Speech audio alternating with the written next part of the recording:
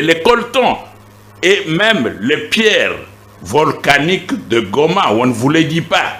Ce sont les batteries modernes qui conservent pendant des semaines et des semaines l'énergie solaire. La solution de l'énergie solaire est là à Goma. Vous croyez qu'on blague? Dans le Kivu, gardons ces histoires. Nous sommes des scientifiques. On nous a formés pour que nous puissions trouver des solutions durables pour le Congo. Le salut ne viendra pas de l'extérieur. La défense, je vous avais dit l'autre fois, si nous envoyons 40 000 soldats congolais, jeunes congolais, si nous envoyons 40 000 là au front pour marcher sur Kigali, et qu'ils perdaient la guerre, on peut discuter. Mais on ne peut pas discuter aussi longtemps qu'on entend. Il y avait un général qui serait seul, et puis qui a donné, où ils étaient à 2 ou à 3, ils ont donné l'ordre de repli stratégique. On va replier quand? Et quand ils viendront peut-être attaquer les Bongaliens, nous allons aussi donner les replis stratégiques pour aller à Mwanda ou quoi? Non! Merci beaucoup, professeur Mobabingue. Je vais commencer avec vous un petit peu, juste pas pour traîner. Monsieur Freddy Moulumba n'a pas encore donné. On va prendre le deuxième sujet sur lequel il va donner sa grille de lecture, ce clé de lecture, autour des négociations qui sont annoncées. Le gouvernement congolais a annoncé à négocier avec la FCM 23. Également, on a vu le chef de l'État à Doha avec son homologue du Rwanda, Kagame, Paul Kagame. On a également vu les mêmes Qataris inviter la FCM 23 là-bas à Doha, au Qatar. Est-ce que nous sommes sur la bonne voie actuellement avec toutes les décisions qui sont prises par les autorités congolaises, parler avec Kagame, parler avec la FCM 23? Est-ce une bonne voie? En quelques minutes, professeur Mbabingue. Puis on va donner à M. Freddy. Du point de vue du jeu diplomatique, je parle d'un jeu. C'est vraiment un jeu diplomatique. C'est bien que le Congo montre sa prédisposition donc, à dialoguer avec les gens. Mais concrètement, les M23 qui a tué nos enfants et qui continuent à les tuer à l'Est, violer nos enfants, massacrer, détruire les pays, entrer au Congo pour tuer les Congolais. Il n'y a pas de dialogue.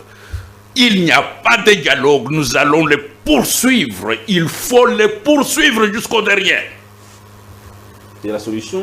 Non. Et vraiment, vous savez, tous nos généraux que nous avons ici, qui veulent capituler devant les délinquants qu'on voit à l'Est là, qui passent avec des jets comme ça. C'est ça que vous appelez la guerre?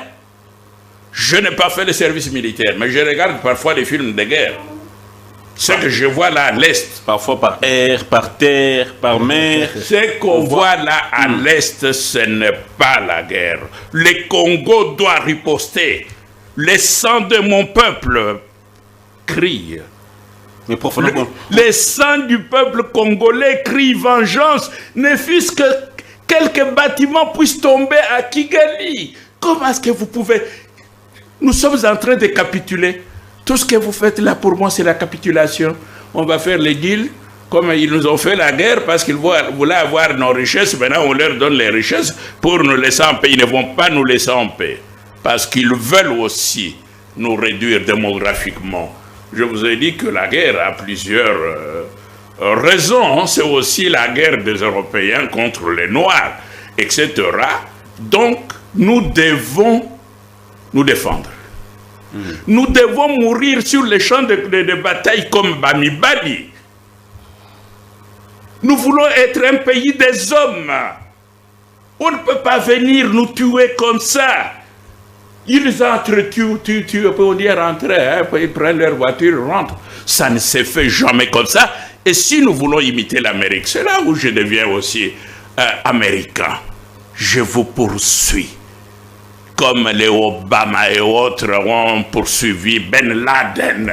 Donc, quiconque nous a fait souffrir, nous allons préparer nos enfants pour préparer la vengeance. Nous marcherons sur ceux qui ont marché sur nous. Former les enfants dans cet esprit-là. On ne blague pas, c'est la capitulation. C'est la capitulation totale pour le Congo. C'est indigne, je me sens humilié. Quand je suis descendu à l'aéroport, j'ai commencé à pleurer. Je dis, le pays n'existe pas. C'est vous qui voyez le pays, moi je n'en vois pas. Le pays est parti. Le Congo ici n'existe pas. Il y a la terre, hein? La terre en tant que partie du continent de l'Afrique, ça restera toujours. Mais en tant que nation, d'hommes, avec des frontières claires, quelqu'un marche dans notre pays. Nous marchons sur lui. Un peuple uni qui construit des routes, qui répare les trous, qui prépare des places pour que les enfants aient à manger et ils puissent dormir convenablement. Tout ça n'existe pas. Nous avons abandonné le pays. Professeur Mobabingue, merci beaucoup. Monsieur Freddy Mulumba, votre clé de lecture. Oui, je pense que nous devons faire un grand effort pour